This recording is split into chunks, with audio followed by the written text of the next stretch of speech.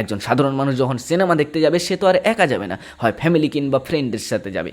সেখানে যাওয়া, travel, food সব মিলিয়ে মিনিমাম তো 2,000 টাকা খরচা। এই 2,000 টাকা খরচা করে যখন একটা মানুষ সিনেমা হলে সিনেমা দেখতে যাবে, তখন সে এমন সিনেমা অবশ্যই দেখবে না যা বলবে যে আমরাও পারি আমরাও পারি, বরঞ্চ সে মৌলিক কিছু দেখতে চাইবে, বাংলা ঘরানার কিছু দেখতে চাইবে।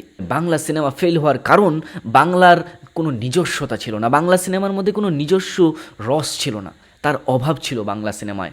বাংলা শুধুমাত্র টেমপ্লেট ফলো করছিল, সেই বলিউড হোক সাউথ হোক। বাংলা রিমেক না করলেও কিন্তু সাউথের টেমপ্লেটকেই ফলো করছিল, যেটা জিৎ তার সিনেমার মধ্যে দিয়ে করার চেষ্টা করেছিল, যেগুলো অলরেডি আমাদের বাঙালি দর্শক কিন্তু দেখে নিয়েছে। তাহলে দেব এমনও কী আলাদা করলো যে দেবের সিনেমা চললো? আমরা যদি দেবের খাদান দেখি, তার মধ্যে সাউথের ছাপ রয়েছে ঠিকই, কিন্তু একটা বাঙালি ছাপ রয়েছে, বাংলার গল্প রয়েছে, বাঙালির সাধে গল্প রয়েছে।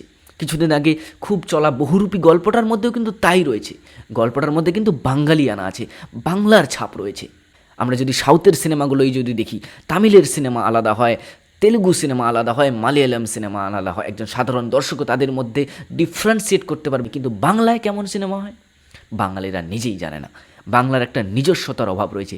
এই নিজস্বতা যেদিন বাঙালি তারা বাংলা সিনেমায় ফিরিয়ে আনতে পারবে, যেদিন বাংলা সিনেমায় বাঙালির গল্প থাকবে, বাঙালির স্বাদের গল্প থাকবে, নিজস্বতা থাকবে, সেদিন বাঙালি অডিয়েন্স বাংলা সিনেমা দেখতে যাবে, আর সেদিনই বাংলা ইন্ডাস্ট্রি গ্রো করবে। সেখানে শুধু একাই দেবের হাত থাকলে হবে না, সেখানে পুরো ইন্ডাস্ট্রিকে এগিয়ে আসতে হবে, এই ধরনের সিনেমা বানাতে হবে, নতুন নতুন ডিরেক্টরকে চান্স দিতে হবে। যেমন সাউথ চান্স দিয়েছে লোকেশ কাঙ্গনারাজের মতো ডিরেক্টরকে, অ্যাটলির মতো ডিরেক্টরকে, যারা পুরনো অ্যাক্টরদেরও কামব্যাক করিয়েছে। তো বাংলাকেও এমন প্রডিউস করতে হবে, নতুন নতুন ডিরেক্টর, নতুন রাইটার, নতুন ছেলেদের কাজে দিতে হবে।